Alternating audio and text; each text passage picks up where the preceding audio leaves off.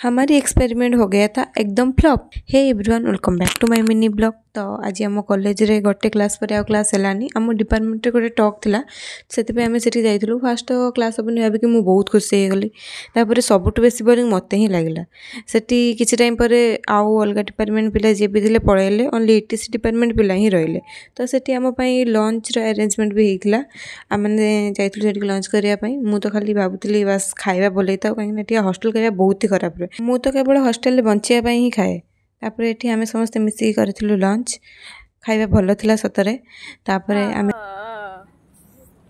And here all our ETC department girls. तापर room पहुंचला परे हम पाखे पॉपकॉर्न पैकेट थिला तो भाबलु चलो रेस्ट करिया केमती होउची देखिया। 1 hour later एमती किछि हेइतला आदु भी फुटिलानी सेटा। तापर बाहर बहुत जोर से वर्षा भी होउतला तो आमे भाबलु चलो चाय पीबा। तो आमे चा बनी की पीलु। आज पई एतिकी रहउची बाय बाय।